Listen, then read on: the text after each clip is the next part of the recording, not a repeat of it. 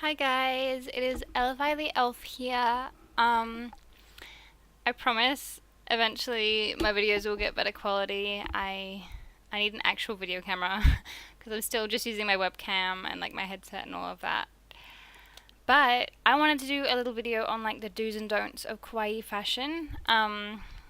Just because I know a lot of you want to get into it but don't know how or are just struggling to do it and all of that. So I thought because I enjoy it myself, it might be fun to make like a sort of advice video. I'm going to be rambling a bit. I'm sorry, I don't have a script. I'm just going to be going through points that I can think of. So, without further ado, let's get into it. The first do of kawaii fashion is try it. And this is like, it doesn't really need much explanation, but like, if you want to do it, then do it. Like, there is no point wasting your life wanting so badly to do something so simple as wearing clothes and then just never doing it. So I highly suggest just jump in, have fun, be kawaii, and enjoy it. That's like the first whole point. Next one I want to say is a don't. Do not ever let anyone else tell you what you can and can't do in regards to fashion. And it's a thing that you will get a lot in kawaii fashion, especially because people will tell you, oh, it's too childish, or you look too old, it doesn't suit you, you're too this, you're too that, blah, blah, blah, blah, blah. It doesn't matter. Who cares what they think? That's like the most important thing about kawaii fashion, is that you are being yourself. You are dressing in a way you want to dress. You are dressing in a way that makes you happy. So anyone else's opinion, who cares? Like, irrelevant. Irrelevant. Doesn't matter how many followers they have. Doesn't matter how pretty they are or how wise they are, whatever hell. Their opinion on your style, on your fashion, on your life means nothing. It's a big one, so please remember that. This also falls under the category of people who are being racist and homophobic and transphobic to you. Obviously, I cannot speak from a position of facing those difficulties, but I just wanted to say, like, for example, if someone says, oh, you can't wear this, you're black, you can't wear this, you're gay, you can't do this, you're trans, they're idiots. Like, as bluntly as I can put it, they are idiotic, brainless people. Fashion has nothing to do with what you look like, and it doesn't matter. I don't care if your skin's purple at birth. You can still wear kawaii fashion. Even if your skin is like flaming neon green, go for it. Wear kawaii fashion. People know nothing. They are just looking for ways to be ignorant and harm you, and that should just be an indicator that they aren't worth a second of your time. The next do is inspiration. Find inspirations. Instagram is a great place for this. There are so many kawaii bloggers with just basically like whole portfolios of every outfit all the way down their feed. It is such a great place to get inspiration to try and think of new outfits yourself. Some of my biggest ones are Yuri Naoto, Bunny Blossom, Daydream Princess. People like that really inspire me. Bunny Blossom inspired me to wear wigs. Yuri Naoto is like a big inspiration, and I'm probably saying her name wrong, but she's a massive, massive inspiration on what I wear. Even Kotarak, which is a cosplayer who I really admire, my makeup is inspired by hers. Like, just become a ball of inspiration, and you will find that your creativity will never run dry, because you've got now all these influences that you can just pick and choose to create your own art. That was really philosophical. I am sorry. And the next one that ties into this, don't copy or idolize or try to become someone else. To copy an outfit, not a big deal. If you're posting it somewhere, give credit. If you're just wearing it as like outside the house to go shopping or whatever, it doesn't matter. What I mean by don't copy is don't try and become someone, like directly copy all of their stuff. The reason I'm saying this is it's not like, especially with like fashion, yes, it is still an art form, but it's not as serious as like, I guess, if you stole someone's like drawing or something like that, because it's a different canvas, you're a different canvas. But the reason I say don't do that is that creates self-esteem issues. It's a very, very unhealthy thing to do, to just try and become someone else, because long story short, you'll never be them. It is an unachievable goal, and you're going to put yourself through so much hurt and so much stress as you try and achieve them, because it's not going to happen. So my advice is to, like I said before, have multiple inspirations instead of just one that you try to be like. And then the next one, do experiment. Through experimentation, I've created some ugly looks, but I've also created some really nice ones that have like done quite well. Like this one right here, for example, I'm quite happy with it, and it was literally, the inspiration was, I have a purple wig and I just opened the mailbox to my new black contacts. What am I gonna do? And then I was like, okay, I have this shirt that looks cute, but dang. Ooh, sorry, it just went really blurry. I forgot what I was saying.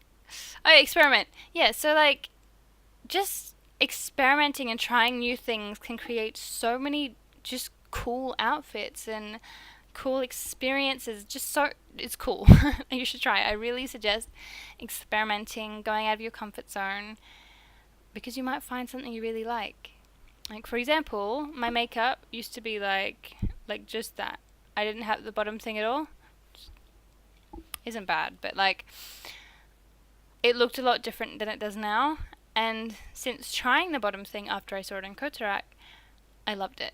I was like, oh my god, hello. So now it's become part of my like makeup for every single look, because I just love the way it makes my eyes look.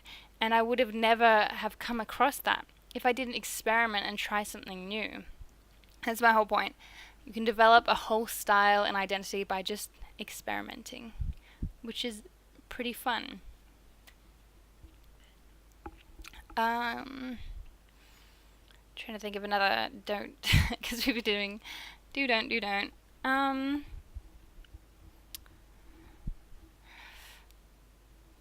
don't know. I think I'm running out of do's and don'ts, so I'm gonna move into the next category, which is how to start kawaii fashion, because I know a lot of people find it very difficult. The first starting point that I suggest is following Instagram bloggers with a style you want to mimic or like become part of, if that makes sense. Like, for example, when I wanted to try Lolita, I started following a bunch of Lolita accounts like Genesis of the End, who is incredible. I really suggest checking out her stuff. She's amazing. But basically, like, just follow people who do the style that you're interested in. I know people who like sort of edgy gothic style follow Kina Shen.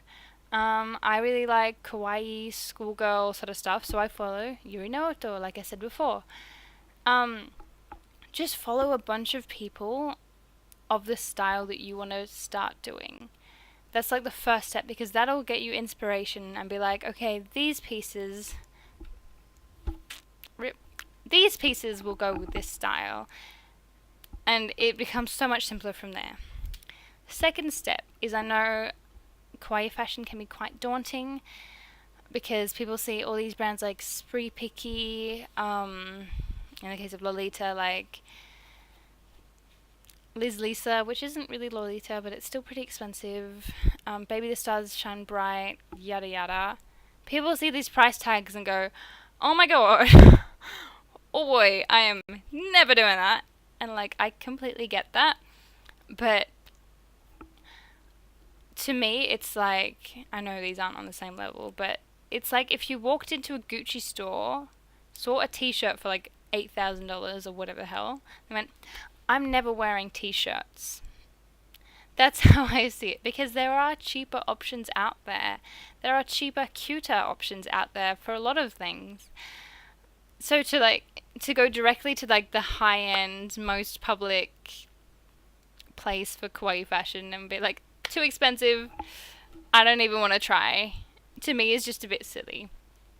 Some of my favorite places to shop for kawaii fashion are places like AliExpress, Wish in particular. I will have a whole video about Wish later because I know there's controversy about that. Even eBay sometimes. eBay is really good for like second-hand brand name sort of stuff. I've got a lot of my Liz Lisa stuff from eBay. Depop as well is really good to get second-hand stuff. And also thrift stores. They are amazing for finding super cute, super cheap stuff. Like the amount of stuff that I've found from thrift stores, like even lately. Like I found a whole set of My Little Ponies, which I used to be a brony and I still love the aesthetic. Don't judge. I found a bunch of My Little Ponies. I found the cutest little lamb plushie, which is in one of my recent photos. I found several Hello Kitty bags. I found perfect shoes for schoolgirl looks. I found a pretty dress. I found a vintage wedding dress. I found so much from just going to my local thrift store. So I highly recommend you try yours as well. And then the next sort of like, the next thing is try to buy things that on their own don't look like they would typically fit the style, because that will be easier for you to find close to home. So for example, if I go into a shop and see like a black turtleneck, on its own it doesn't look cutesy, it doesn't look kawaii, it doesn't jump out at me. But if you pair it with things, it will become that way. Like for example, I've seen so many cute outfits of like just a black long sleeve turtleneck with like a sundress on top, or a pleated skirt on top and thigh-high socks. Like there's so much you can do with just basic clothes that you can probably find anywhere. And that's really a big thing if you're struggling to find kawaii stuff or you can't shop online, is look at what's available to you and think of ways you can make it into kawaii fashion. That's really all there is to it. For me, especially when I'm going to shops, my eyes gravitate to pastel colours. That's what really, I don't know, really gets me going, is pastel colours. And this, for example, this was from a local store called JJ's. It is close to where I work. I did not have to buy this online or anything. And you can find a lot of things like that. Or even if you just, I don't know, you can make your own clothes. It's another option if you want to save a bit of money. There's just so much you can do to save money. So I know it can be daunting, but I really don't think money is that much of an issue when you want to get into this style. Because honestly, I've found clothing in shops near me more expensive than some of the pieces that I've bought for this fashion. This shirt was very expensive because it is JJ's and it is branded and yada yada. It was $25, which is a lot for a t-shirt. But like I've seen tennis skirts online for like $10 and it's super cheap. So money shouldn't be an issue if you just need to know where to shop. And if there is ever anything I am wearing that you want, or you want to know where I got, just send me a message or even just comment, hey, where'd you get that? I love it. And I'll hook you up. I mean, not with it because I'm not rich, but I'll show you where to get stuff. I think another important point is, and this goes back to the do's and don'ts there, when people tell you you can't wear it because of reasons and reasons and reasons, it's a fashion. It really, it doesn't harm anyone. It doesn't matter what gender you are, what race, your size, your shape, anything. It doesn't matter. I've seen so many girls who are quite curvy and busty being told, you can't wear kawaii fashion, you're too mature looking. And it's like, no, they can wear it. Shut up. And then I've seen the same people, same sort of people say, oh, black girls can't wear Lolita. And it's like, yeah, they can. Shut up. Like, if you get the drift of what I'm saying, is people will just say ignorant things that they know nothing about because they think that their opinion on you and your life is so important, and it's not. Black girls can wear Lolita. Girls with big boobs can wear Lolita. You can wear kawaii. You can wear kawaii. Everyone can wear kawaii. Like, there is no reason you can't. Like, unless you got super strict parents that, like, won't let you. But regarding, like, others' opinions, if someone cannot physically stop you, then they can't stop you. And that's a really important way to view it. I've been mocked so many times by so many people for the way I dress. And it's gotten to a point now where I just ignore it because this is me. This is what makes me happy. And I'm going to continue doing it because my happiness is worth more than their complacency. And that can go for a lot of things. So, doot. I think that pretty much covers everything. Actually, no, I did want to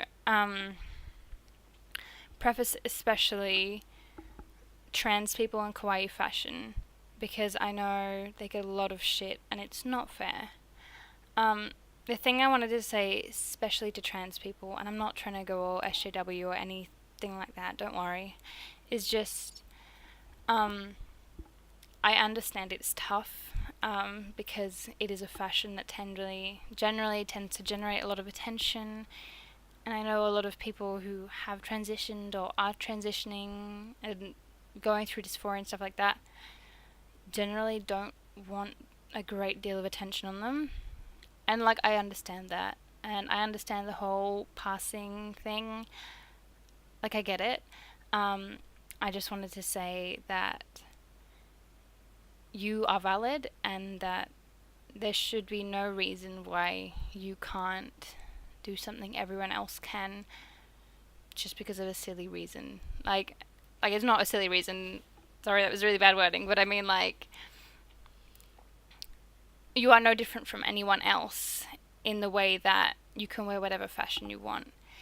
And I hope that trans women and trans men can understand that regardless of what society tells you to do, you can wear that pink frilly dress, you can wear those mint green bloomers, you can wear a shirt with a cat on it, and that's really to everyone. But I just wanted to, like, especially say to trans people, because I know it is a very difficult thing to dress out there when you're already struggling with so much. I just wanted to say, please feel welcome, because you are. And I think that is enough rambling for me today. It kind of went political, maybe, I don't know. Anyway, that's all I really wanted to say, that kawaii fashion is for everyone, and it's not that hard to do it once you know how.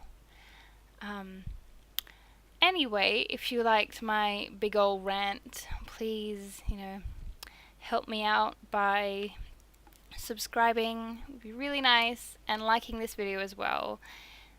My goal for this YouTube channel and all of this is to be able to quit my retail job. So every new subscriber, every new watch, everything gets me one step closer to quitting my job. So please, to fulfill my dream, help me out. And see you next time.